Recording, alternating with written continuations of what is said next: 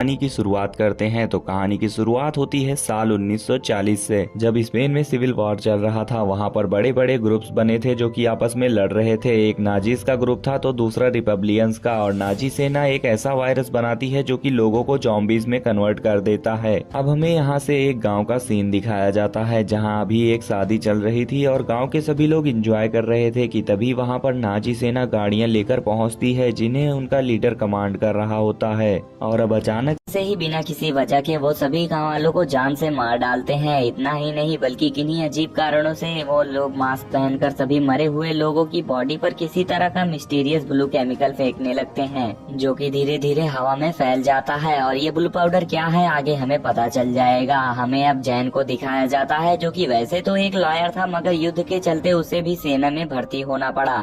अब जैन के अंकल जो कि सेना में ऊंची पोस्ट पर तैनात थे वो उसे एक काम सौंपते हैं जिसमें उसे एक सीक्रेट लेटर को उनके हेडक्वार्टर तक पहुंचाना था। मगर इसमें काफी ज्यादा खतरा होने वाला था क्योंकि ये जगह उस वैली की दूसरी तरफ है जिस वैली में अभी भी लड़ाई चल रही है, यानी कि वहां तक पहुंचना काफी खतरनाक होने वाला है। जैन किसी और काम का नहीं था, ना ही वो जंग में लड़ सकता था, तो उसे ये काम करना ही होगा। उसके पास कोई और ऑप्शन नहीं बचता। जैन को ड्राइविंग नहीं आती, इसीलिए सेना में कम उम्र का सिपाही डिक्रूज उसे साथ ले जाता है और वो अपने सफर पर निकल पड़ते हैं। मगर जैसे ही वो वैली में एंटर करने वाले होते हैं कि तभी उन्हें सेना के कुछ जनरल रास्ते में रोक लेते हैं और अंदर जाने से मना कर देते हैं और कहते हैं कि अंदर कुछ बड़ा होने वाला है, उसे अपना काम पूरा करना था। इसीलिए वो वार्निंग देने के बाद भी अंदर चला जाता है और जाते हुए वो देखता है कि सेना के जवान वैली को चारों तरफ से फेंसेस से घेर रहे हैं। मगर वो ऐसा क्यों कर रहे हैं और वैली में क्या बड़ा होने वाला है, जैन यही सोच रहा था। इतने में ही उनके ऊपर दो प्लेन्स आपस में लड़ते हुए नजर आते हैं, जिनके कुछ ही देर बाद दोनों ही प्लेन उनसे थोड़ी ही दूर पर जाकर क्रैश हो जाते हैं। हालांकि उनमें से एक पायलट पैराशूट से नीचे कूद जाता है। यहाँ पर जैन डिक्रूज को गाड़ी छोड़ने के लिए कहता है ताकि वो अपने साथी को बचाने के लिए जा सके, जो कि यहाँ से थोड़ी ही दूर पर पैराशूट से लैंड हुआ है।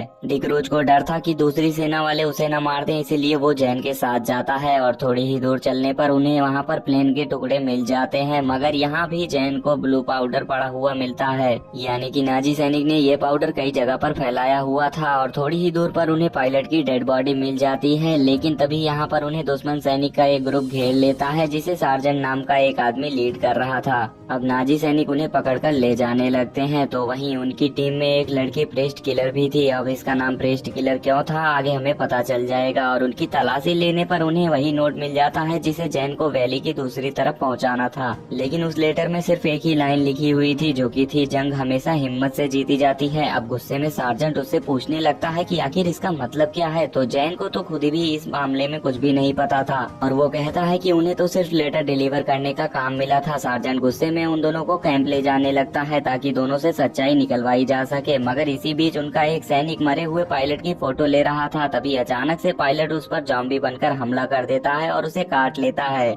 तभी एक सैनिक ब्रॉड्स्की उसे दूर फेंकता है, लेकिन वो पाता है कि वो उस ब्लू पाउडर में सना हुआ था, यानी कि इसी से वो जॉम्बी बना होगा। वहीं जॉम्बी बन अब वो बिना पैरों के ही उनकी ओर बढ़ रहा था, जबकि सैनिक उस पर फायरिंग कर रहे थे लेकिन गोलियां उस पर असर नहीं कर रही थी। सार्जेंट उसे आखिरकार गोली मारकर मार डालता है और वहीं वो कंफ्यूज थे कि पायलट के साथ आखिर क्या हुआ था और वो गोलियों से क्यों नहीं मर रहा था। कि तभी पीछे से अब उन्हीं का साथी जिसे कि जॉम्बी ने काट लिया था, अब वो एक जॉम्बी में बदल चुका था और वो उन पर अटैक करने लगता है। जॉम्बी की गर्दन तोड़ने के बावजूद भी वो जिंदा था, इसीलिए एक सिपाही उसके सर पर गोली मारकर उसे मार डालता है। अब इन दोनों को बंधक बनाकर कैंप की ओर ले जाया जाता है। मगर कैंप में पहुंचकर वो सभी ज्यादा हैरान थे क्योंकि उनका पूरा कैंप ही तबाह हो चुका था और वहाँ पर अब कोई भी जिंदा नहीं बचता। इतना ही नहीं बल्कि वहाँ पर ब्लू पाउडर भी छिड़का गया था। वो पाते हैं कि उन्हीं के सिपाही फिर से जॉम्बी बन खड़े हो गए और उनकी संख्या काफी ज्यादा थी। इसीलिए जैन तुरंत ही कहता है कि उसे और उसके साथी को खोल दे क्योंकि वो जल्दी से उन पर अटैक करने वाले हैं।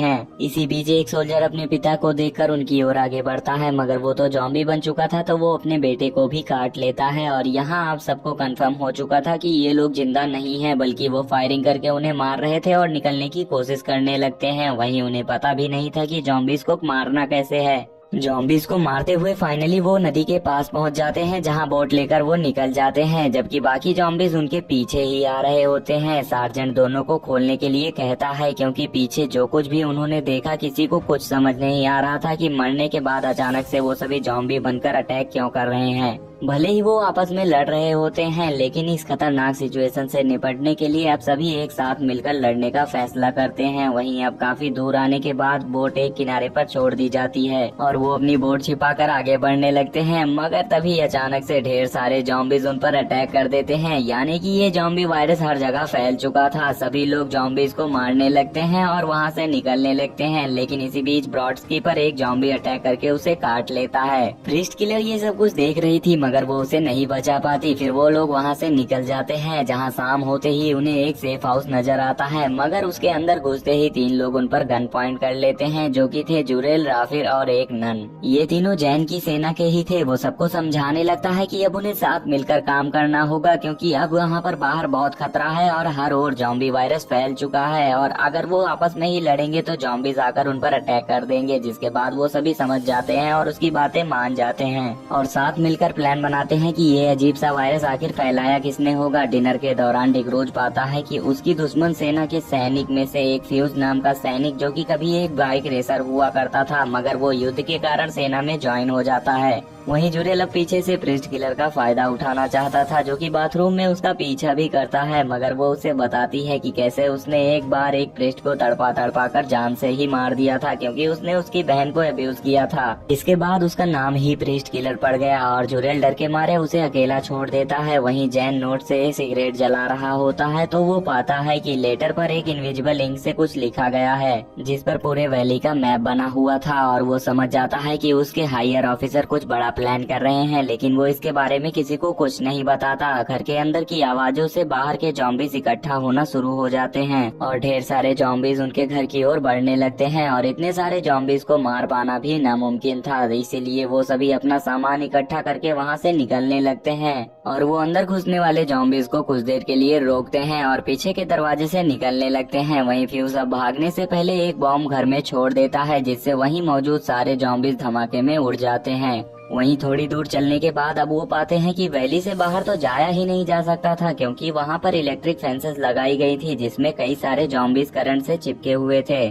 और अब जैन फाइनली सभी को उस नोट की सच्चाई बता ही देता है, जिस पर इस वैली का नक्शा बना हुआ था। यानी कि जो लोग भी जॉम्बी बन रहे हैं, इसके पीछे उन्हीं नाजी सेना का हाथ है, और वो ब्लू पाउडर जो कि लोगों को जॉम्बी में बदल रहा है। और वो कहता है कि जॉम्बीज जिन्हें भी काटेंगे वो खुद भी इस वायरस से इन्फेक्टेड होकर जॉम्बी में बदल जाएंगे। इस वायरस का इन्वेंशन नाजी सेना ने सिर्फ युद्ध को जीतने के लिए किया था। अब वो सभी यहाँ से कैसे भी करके वैली से बाहर निकलना चाहते थे, लेकिन चारों तरफ से फेंसेस लगाई गई थी, जिसमें इलेक्ट्रिसिटी रन कर रही थी। अब सभी मिलकर मैप में मार्क की हुई लोकेशन पर जाने का फैसला करते हैं, जिस पर क्रॉस का सिंबल बना था। यानी कि ये नाजीज का ठिकाना हो सकता है और यहीं से वो खतरनाक एक्सपेरिमेंट कर रहे हैं। अब वो सभी चलते चलते उसी गांव में पहुंच जाते हैं, जो कि हमने कहानी में पहले ही देखा था। हालांकि अब यहाँ पर कोई भी जिंदा नहीं था, तो इसीलिए डिक्रूज गांव में एक ट्रक को ठीक करने लगता है, ताकि वो उसकी मदद से जल्दी से लोकेशन पर पहुंच सकें। और तभी उन्हें पास के एक चर्च में लाइट ऑन हुई नजर आती है और वो देखते हैं कि वहाँ पर नाजी सेना ने एक्सपेरिमेंट किए हुए थे। यानी कि सबसे पहला एक्सपेरिमेंट नाजी सेना ने उसी चर्च से किया था और ब्लू पाउडर छिड़क कर सभी को जॉम्बी में कन्वर्ट कर दिया था। अब यहाँ पर उन्हें चर्च में उसी शादी की बची हुई ब्राइड छुपी हुई मिलती है। वो उन्हें बताती है कि कैसे नाजी सेना ने सभी को मारकर उनकी डेड बॉडी पर ब्लू पाउडर छिड़क कर उन्हें जॉम्बी में बदल दिया, और वो सभी एक दूसरे को काटने लगे, मगर वो कैसे भी करके अकेली किसी तरह खुद को बचाकर छिप जाती है। जब सभी लोग उसकी बातें सुन रहे होते हैं, तभी कोमासार सभी ब्लूप्रिंट्स को ढूंढ लेता है, जो कि इस वायरस को बनाने के लिए इस्तेमाल किए जाते हैं, जिससे और भी ब्लू पाउडर बनाया जा सकता है और लोगों को जॉम्बीज में बदला जा सकता है।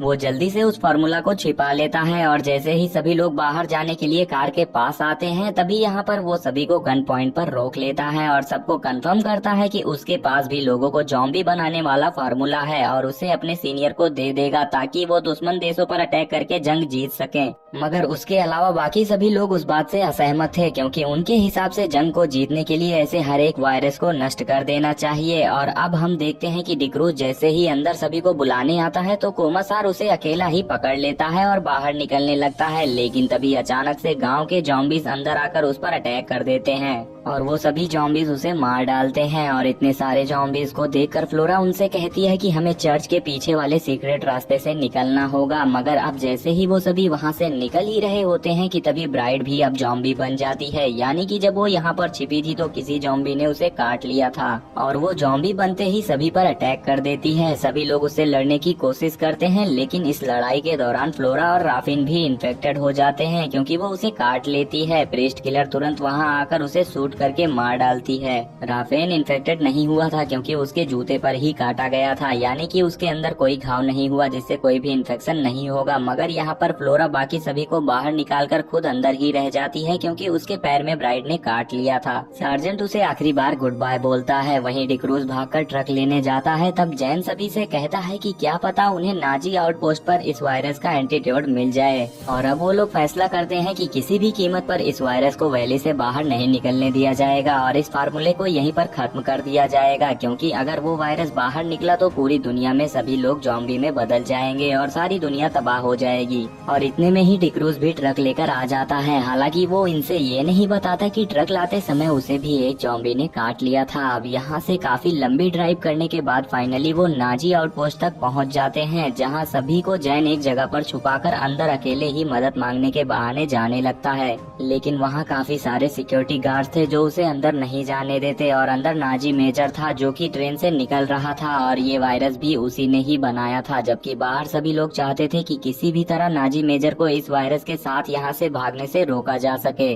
और यहाँ पर डिक्रूज भी सभी को सच्चाई बता देता है कि आते वक्त उसे एक जॉम्बी ने काट लिया था और वो जल्द ही जॉम्बी बनने वाला है और वो उनकी मदद करने के लिए जॉम्बी बनने से पहले काफी सारे बॉम्ब्स लेकर एंट्रेंस को खाली करवा सकता है ताकि सभी लोग अंदर जाकर नाजी मेजर को रोक सकें। जैन और बाकी सभी लोग मिलकर उसे आखिरी बार गुड बाय बोलते हैं और यहाँ से वो खुद की बॉडी पर बॉम्ब बांधकर नाजी आउटपोस्ट के गेट पर चला जाता है। हालांकि यहाँ पर गार्ड्स उसे गोली भी मारते हैं, मगर इससे पहले ही वो ग्रेनेड्स का पिन निकाल देता है और वहाँ गेट पर बहुत बड़ा धमाका होता है और इसका फायदा उठाकर वो सभी अंदर चले जाते हैं और वो देखते हैं कि नाजी सेना इस आउटपोस्ट को खाली कर रही है और जल्द ही आखिरी ट्रेन भी निकलने वाली है। उनके यहाँ से निकलने के बाद पूरी ही वैली को नाजी सेना बॉम्ब गिराकर तबाह कर देगी ताकि उनके इस जॉम्बी वायरस की खबर बाहर की दुनिया वालों को ना पता चले। मगर यहाँ पर वैली के सारे ही जॉम्बीज उस धमाके की आवाज से अट्रैक्ट होकर इधर आने लगते हैं और नाजी सेना के सोल्जर्स पर अटैक कर देते हैं। जैन अपने लोगों के साथ ट्रेन के सामने वाले कोचेस में नाजी मेजर को ढूंढने लगता है। हालांकि अब तक जॉम्बीज घुसने की संख्या हर सेकंड बढ़ती जा रही थी और यहाँ पर राफिन ट्रेन के ऊपर चढ़ जाता है और बाकी साथियों को आगे बढ़ने के लिए कवर देने लगता है। जॉम्बीज से लड़ते हुए जुरेल और फ्यूज दोनों ही एक ट्रक में फंस जाते हैं जिसे जॉम्बीज ने चारों ओर से घेर रखा था, यानी कि यहाँ से जिंदा निकल पाना नामुमकिन था। वो आखिरी बार अपनी फैमिली फोटोज को देखते हैं और पीछे ट्रक में देखते हैं कि ढेर सारा गोला बारूद रखा हुआ है। वो सभी मरने से पहले जॉम्बीज को मारने के लिए उस बम को ट्रक में ही फोड़ देते हैं, जिसमें कि वो खुद तो मारे ही जाते हैं मगर साथ में ही वो मौजूद ढेर सारे जॉम्बीज को धमाके से उड़ा देते हैं। तीनों सोल्जर्स अब ट्रेन के आगे आ चुके थे, जहां सार्जेंट सभी से कहता है कि उन्हें जल्दी से ट्रेन को स्टार्ट करना होगा। वो कंट्रोल रूम में चला जाता है तो वहीं अब जैन और प्रीस्ट किलर दोनों फाइनली उसी जॉम्बी वायरस के साथ नाजी कमांडर को ढूंढ ही लेते हैं, जो कि इस फार्मूला को अपने साथ यहाँ से लेकर भाग रहा था ताकि भविष्य में होने वाली जंगों को वो जीत सकें। लेकिन प्रीस्ट किलर अब उसे जान से मार देती है और सारे ही फार्मूलों को बर्बाद कर देती है। मगर इतने में ही ढेर सारे जॉम्बीज वहाँ आने लगते हैं और एक जॉम्बी जैन को काट लेता है, जिसे नाजी कमांडर ने एक्सपेरिमेंट के लिए बांध रखा था। जैन की जान बचाने के लिए प्रीस्ट किलर जल्दी से जॉम्बी को मारकर जैन का हाथ काट देती है जिस पर जॉम्बी ने काटा था, यानी कि उसकी बाकी बॉडी में अभी तक वायरस नहीं फैला था। और वहाँ आने वाले जॉम्बीज से बचने के लिए वो दोनों एक छोटे से बॉक्स में अपने आप को बंद कर लेते हैं। वहीं सार्जेंट अब ट्रेन को स्टार्ट कर लेता है। हालांकि वहाँ कई सारे जॉम्बीज आने लगते हैं। सो फाइनली यहाँ पर ट्रेन को चालू करने के बाद वो अपने ही हाथों से खुद की जान ले लेता है। अब यहाँ पर ट्रेन फाइनली वैली से बाहर निकल जाती है, जिसके तुरंत ही बाद पूरी वैली को बॉम्ब से उड़ा दिया जाता है, जिसमें कि वहाँ मौजूद सारे के सारे जॉम्बीज मारे जाते हैं। वहीं अब ट्रेन में सिर्फ जैन, प्रीस्ट किलर और राफेन ही बचे हुए थे। उन्होंने इस वायरस से जुड़े हुए सारे फॉर्मूलों को नष्ट कर दिया था और वैली भी पूरी तरह से तबाह हो चुकी थी, यानी कि उन्होंने जॉम्बी वायरस को यहीं पर पूरी तरह से खत्म कर दिया। आखिर में जैन, प्रीस्ट किलर दोनों एक दूसरे को चाहने लगे, मगर दोनों ही दुश्मन देशों से थे तो इसीलिए उन्हें अपने रास्ते को अलग करना पड़ता है। और इसी के साथ ये कहानी यहीं पर खत्म हो जाती है। अगर आप सभी को वीडियो पसंद आई हो तो जल्दी से वीडियो को लाइक करके चैनल को भी सब्सक्राइब कर लेना। मिलते हैं ऐसी ही रोमांचक कहानियों के साथ अगली वीडियो में।